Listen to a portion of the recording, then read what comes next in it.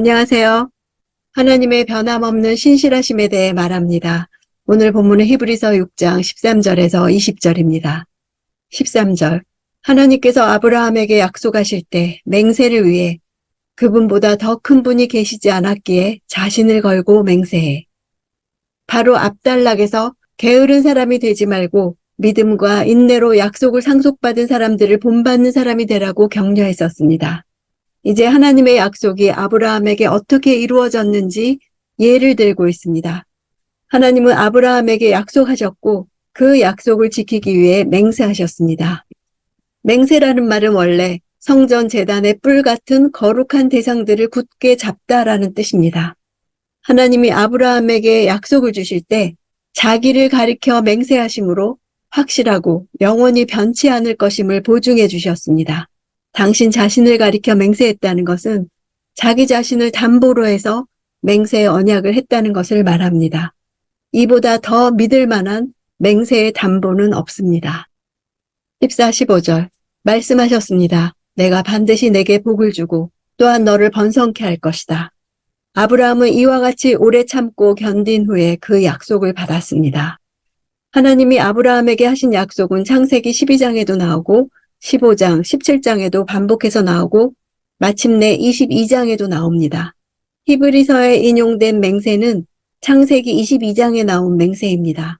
바로 이삭을 바친 사건 후의 일입니다. 아브라함은 약속의 성취를 보장해주는 이삭을 바치라는 명령에도 하나님의 약속을 믿고 바쳤고 그 결과 그를 죽음에서 다시 돌려받음으로써 또다시 약속을 상속받는 경험을 했습니다. 이때 하나님은 앞서 여러 번 약속하신 경우들과 달리 맹세와 더불어 약속하십니다. 오래 참는다는 단어 속에는 질긴 기질이라는 뜻이 들어 있습니다. 끈질기게 버티는 것을 의미하고 무리하게 사건들과 부딪히려고 하기보다는 묵묵히 기다리고자 하는 태도를 나타냅니다. 아브라함은 하나님의 말씀이 이해되지 않아도 믿음과 인내로 약속을 상속받은 사람이 된 것입니다. 물론 아브라함의 때에 약속이 다 이루어진 것은 아닙니다. 그러나 오늘에 이르기까지 믿음의 후손에 대한 약속은 성취되고 있습니다. 16절. 사람들은 자기보다 더 큰 자를 걸고 맹세합니다. 맹세는 그들에게 모든 논쟁을 그치고 확정에 이르게 합니다. 사람들이 자기보다 더 큰 자를 걸고 맹세하는 이유는 그 권위에 힘입어 모든 다툼의 종지부를 찍어 확정하려는 것입니다. 유대인들에게 자기보다 더 큰 자로 맹세의 대상으로 삼을 수 있는 분은 하나님이었습니다. 일체의 논쟁을 정지시키는 최후의 권위가 바로 하나님을 향한 맹세였습니다. 당시 유대 사회에서 맹세를 함으로 의심스러운 일은 결정되고 불확실한 일은 확실해지고 믿지 못할 일은 믿게 될 정도로 맹세의 비중이 컸었습니다. 약속을 확증해주는 궁극적 수단이 맹세인 이유는 그것이 옳지 않은 것으로 판명될 경우 목숨을 내놓아야 하기 때문입니다. 예수께서 마태복음에서 맹세하지 말라고 하신 것은 헛맹세를 남발했기 때문이었습니다. 17절. 하나님께서는 약속의 상속자들에게 자신의 뜻이 불변함을 명확히 보여주시려고 맹세로 보증하셨습니다. 사실 하나님은 절대적으로 진실하시기에 그분의 말씀도 별도의 확증이 필요 없습니다. 하나님의 맹세는 인간의 맹세와 분명한 차이가 있습니다. 하나님은 자신 때문이 아니라 약속의 상속자들의 필요를 채우기 위해서 맹세하셨습니다. 그들이 오래 참는 믿음을 갖는 데 도움을 주시기 위해 맹세하신 것입니다. 약속의 상속자들은 아브라함의 영적 후손으로서 예수 그리스도를 통해 하나님의 자녀가 된 모든 성도들을 가리킵니다. 그들에게 하나님의 뜻이 변치 않는다는 사실을 상기시키는 이유는 원독자들이 현재 당하고 있는 고통이나 시련이 그들을 구원하고자 하는 하나님의 약속을 무효케 할 수 없음을 일깨우려는 것입니다. 18절. 이는 하나님께서는 거짓말을 하실 수 없는 이 두 가지 불변의 사실로 인해 앞에 있는 소망을 굳게 잡으려고 피해가는 우리가 힘있는 위로를 얻게 하시기 위함입니다. 하나님의 약속과 맹세가 불변인 이유는 거짓말 하실 수 없기 때문입니다. 이 사실은 장래 소망을 바라보고 가는 성도들에게 큰 위로를 줍니다. 자신이 하신 약속과 맹세를 뒤집는 분이 아니시며 상황이 변하는 동안에도 변함없는 모습으로 자신을 나타내는 분이십니다. 피해가는 이란 이집트로부터 피신하여 안식을 얻기 위해 가는 출애굽 세대를 연상하게 합니다. 히브리 유대인들도 동일한 피신의 여정을 가는 자들로서 앞에 있는 소망을 굳게 잡으려고 가고 있습니다. 19절. 우리가 가진 이 소망은 안전하고 확실한 영혼의 닷과 같아서 휘장 안으로 들어가게 합니다. 우리가 가진 소망은 구원입니다. 구원의 확실성을 보여주려고 닻이라는 상징을 활용합니다.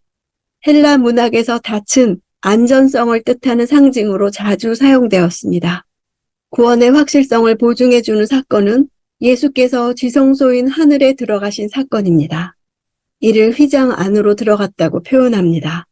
휘장 안으로 들어간다는 것은 휘장의 안쪽 부분인 지성소를 가리키는 말입니다.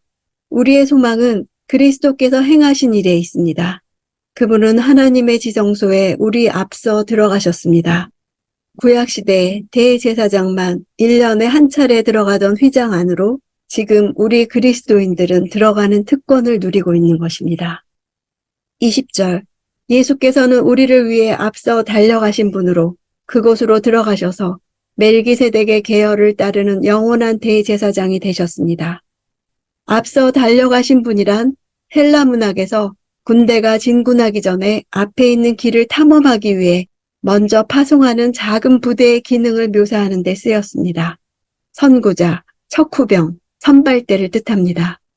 예수께서 맨 처음으로 지성소에 들어가셔서 뒤따르는 사람들의 보장이 되어 주셨습니다. 대제사장만이 들어갈 수 있는 지성소기에 예수께서 지성소인 하늘에 들어가기 위해서도 대제사장 신분이 요구되었습니다.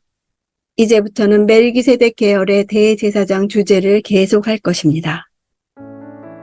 휘장 안 지성소에는 거기에서 만나주시겠다는 약속이 있습니다. 지성소에서는 하나님이 주도하십니다. 하늘의 계시가 임합니다. 예수께서는 그 길을 열어주시려고 죽기까지 하신 것입니다. 주님의 임재 앞에서 우리는 다만 주님만 높이고 주님만 영광 받으시기를 원할 것입니다. 하나님만 임재하시면 아무것도 필요하지 않음을 깨닫게 됩니다. 1세기 어려움을 당하는 시절뿐만 아니라 우리도 어떤 문제에 부딪혔을 때 여러 가지 인간적인 방법으로 해결을 시도합니다. 그러나 히브리서는 하나님과의 만남 없이는 진정한 해결이 있을 수 없다는 사실을 일깨워주고 있습니다. 기독교의 믿음은 깨질 수 없는 약속을 주셨고 그 약속을 분명히 지키실 하나님을 신뢰하되 좋을 때나 나쁠 때나 계속 신뢰하는 것입니다. 내가 문제 가운데 있다 할지라도 그리스도가 열어주신 휘장 안으로 들어가는 것이 안전하고 확실한 닻을 내리는 것입니다.